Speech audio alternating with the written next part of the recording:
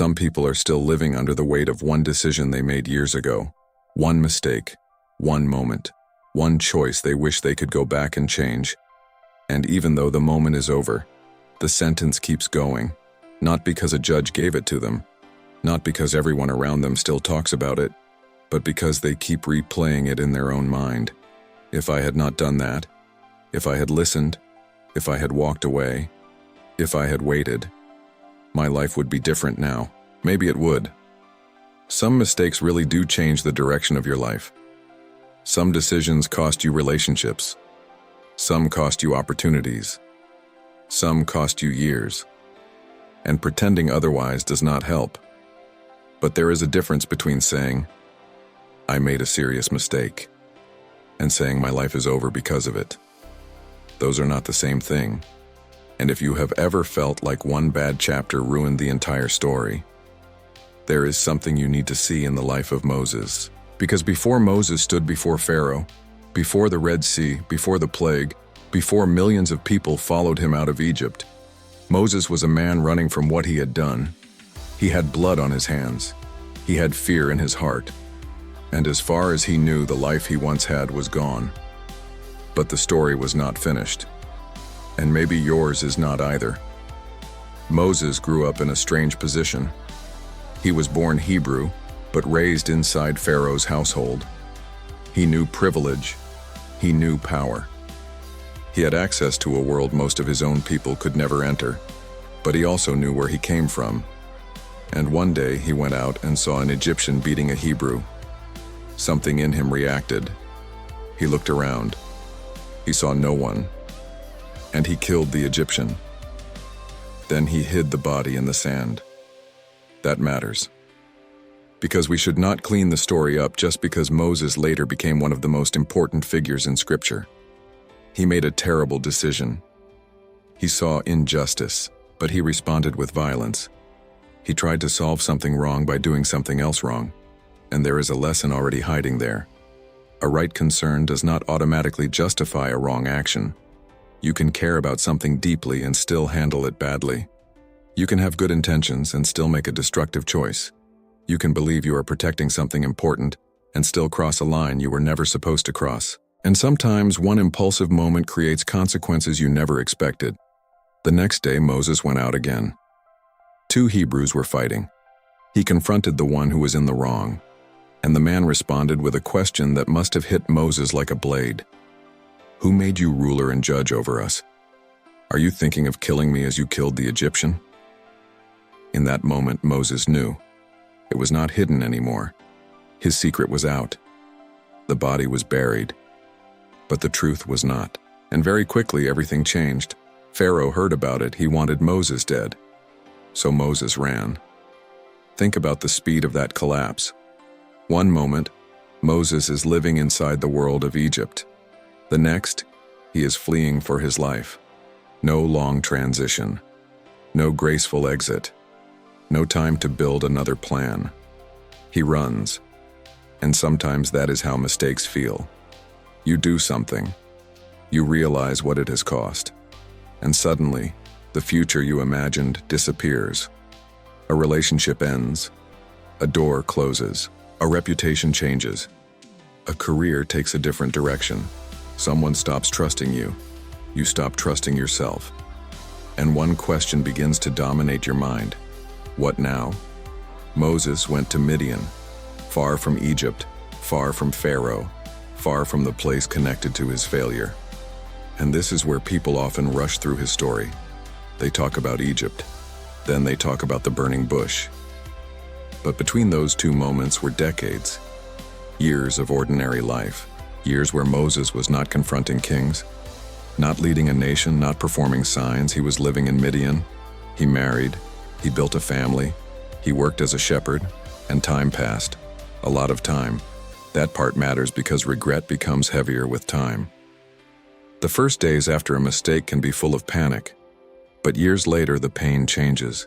It becomes something quieter. You look around and think about the life you might have had.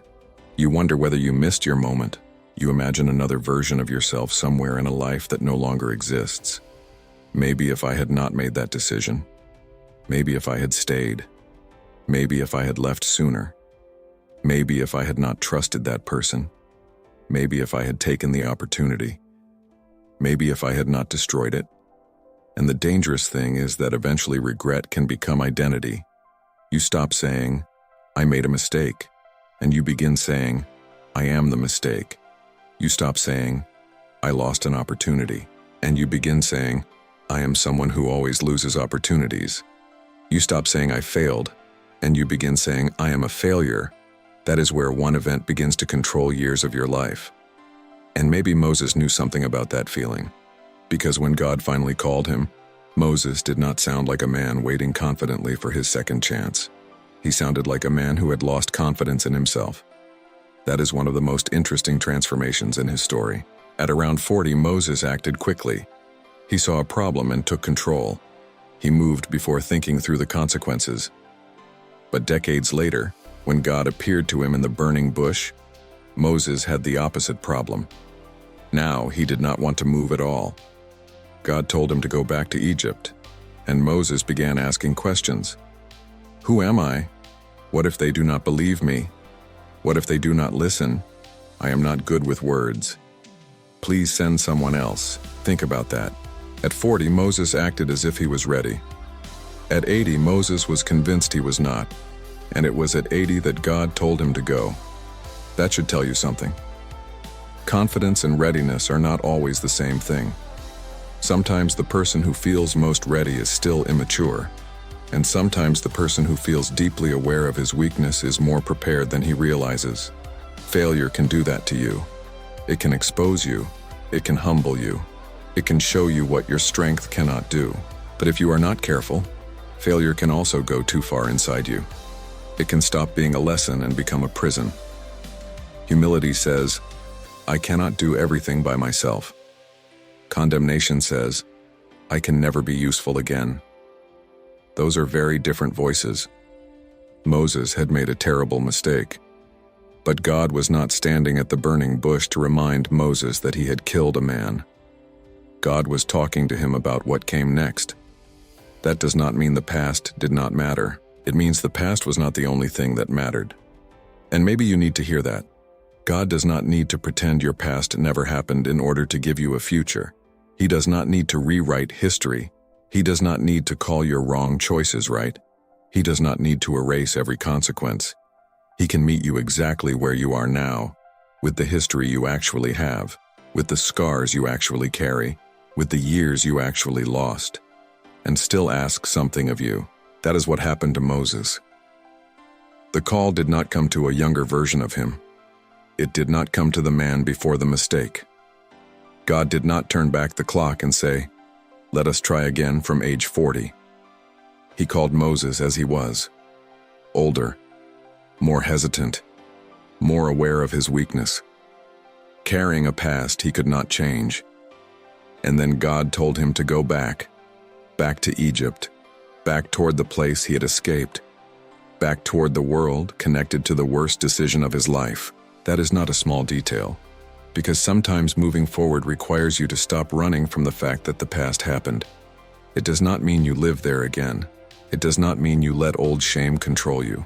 It means you stop building your entire future around avoiding what reminds you of your failure. For years, Egypt represented danger to Moses. It represented exposure. It represented the moment his life changed. And now God was telling him to return. But Moses was not returning as the same man. The first time, Moses tried to solve oppression through his own force. Now he would stand before Pharaoh carrying a message that did not begin with his power. Let my people go. This time, Moses would not free Israel by killing one Egyptian. This time he would have to depend on God through every step. That is maturity. Not becoming perfect. Not becoming fearless. But learning that your way of handling things cannot always carry the weight of your calling. And maybe this is one of the reasons some seasons of your life feel so slow. You keep asking when your next opportunity will come. But maybe the more important question is who you are becoming while you wait. That does not mean every delay is divine training. It does not mean every bad thing was secretly planned to teach you a lesson. Sometimes life is simply hard. Sometimes consequences are consequences. Sometimes people hurt us. Sometimes we hurt ourselves. But even then, time can still change you if you allow it. The years in Midian were not glamorous, but they were not empty. Moses spent years in the wilderness. He cared for animals. He lived far from the power he once knew. He learned another rhythm of life. And later, this same man would spend years leading people through wilderness. The part of his life that may have looked like a detour became part of the experience he carried into the future. And that is something regret often prevents us from seeing. When you are obsessed with the life you lost, you stop paying attention to what the life you have is producing in you now. Maybe you wish you had started earlier. Maybe you wish you had chosen differently. Maybe you wish you could recover 10 years. But those years are gone. The question is not whether you can go back. You cannot. The question is whether you will also give away the years that are still in front of you because you are mourning the ones behind you. That is where regret becomes expensive. The first mistake cost you something, but then you spend another 5 years punishing yourself for it. Another 10 years convinced you missed your chance. Another season refusing to try because failure once hurt too much. At some point, the mistake stops being the only thing costing you. Your refusal to move begins costing you too. And there is a difference between responsibility and self-condemnation. Responsibility says, I did it, I was wrong. I need to own what I can own. I need to apologize where I can apologize. Repair what I can repair. Learn what I need to learn. And change. Self-condemnation says, because I did it, I no longer deserve a future. Because I failed once, every opportunity from now on should be refused. Because I hurt someone, I am incapable of becoming better. Because I lost years, the remaining years have no value. That is not responsibility. That is surrender. And Moses could have surrendered. He had plenty of reasons. He was old. He had been away for decades. He was afraid. He did not believe people would listen. He did not feel capable of speaking. He could have looked at his life and said, that part of me is over. I had my chance. I ruined it. Let someone else do it. In fact, he practically did say, send someone else. But God kept calling him forward. And here is something powerful. The man who ran from Pharaoh eventually stood in front of Pharaoh. The man who hid a body in fear eventually stood openly before the most powerful ruler in Egypt. The man who once tried to act alone eventually learned to move step by step with God. The past was still part of his story, but it no longer controlled the direction of it. That is the difference. Your past can be part of your story without becoming the author of your future.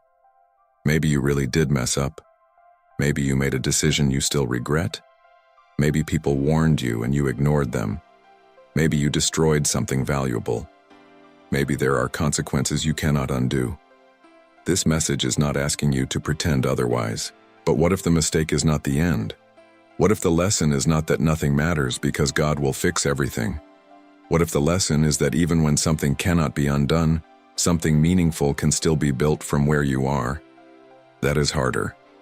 But it is also more hopeful. Because some things do not come back. Some relationships cannot be restored to what they were. Some opportunities have expiration dates. Some words cannot be unheard.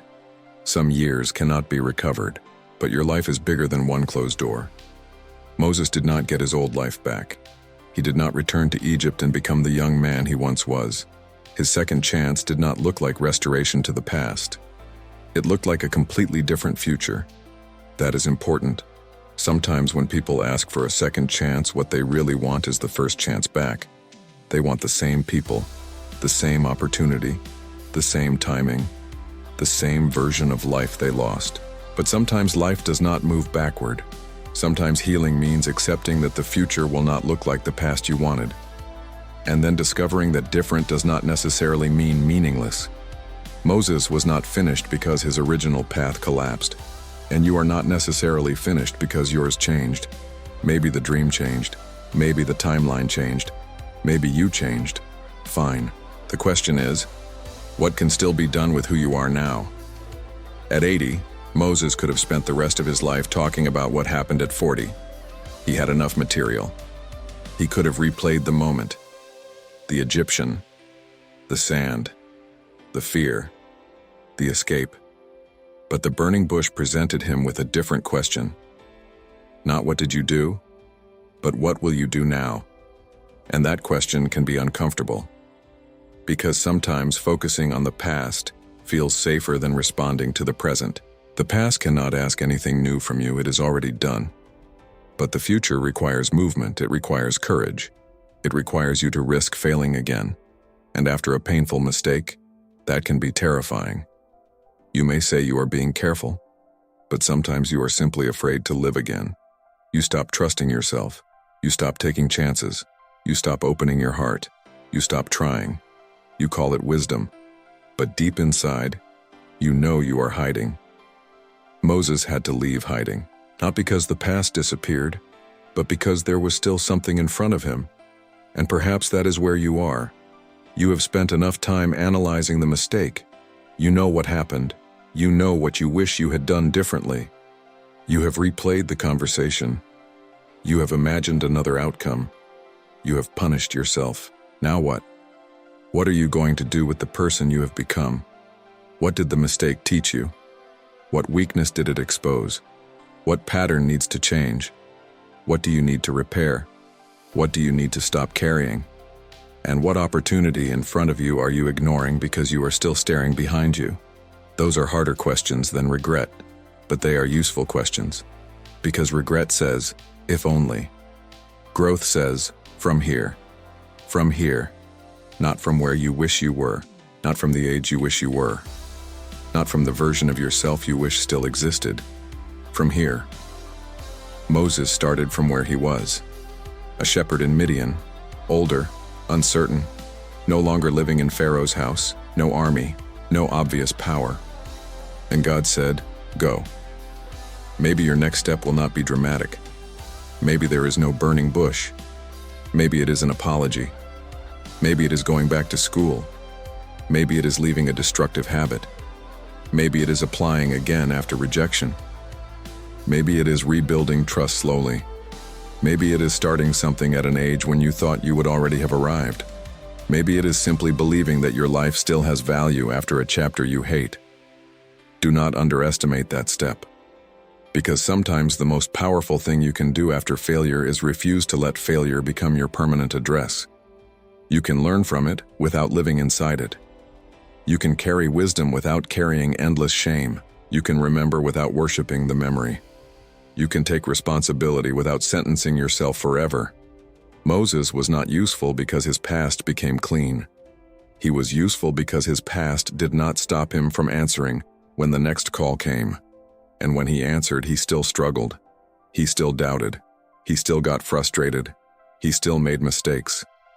This is not the story of a flawed man becoming flawless. It is the story of a flawed man whose life was still capable of meaning. That may be the message you need. You do not have to become perfect before your life can matter again. You do not have to erase every scar. You do not have to recover every lost year. But you do have to stop allowing one mistake to make every decision for you. Because one failure can become two failures if the first mistake convinces you to never move again. You lost something. Do not lose everything else too. You wasted time. Do not waste the rest of it mourning the time you cannot recover. You hurt someone. Own it. Change. Become safer. Become wiser. But do not decide that because you once caused pain, you are incapable of ever bringing good into another person's life. You chose badly. Learn to choose better. That is growth. And there is one more thing about Moses that is worth remembering. When people think of him today, the first thing most people remember is not the Egyptian he killed. They remember the man who stood before Pharaoh. They remember the Exodus. They remember the wilderness. They remember the law.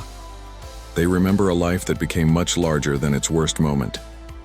The mistake remained true, but it did not become the headline of the entire story. That is what time, growth, responsibility, and grace can do. They do not make the past false. They put it in its proper place. A chapter, not the whole book.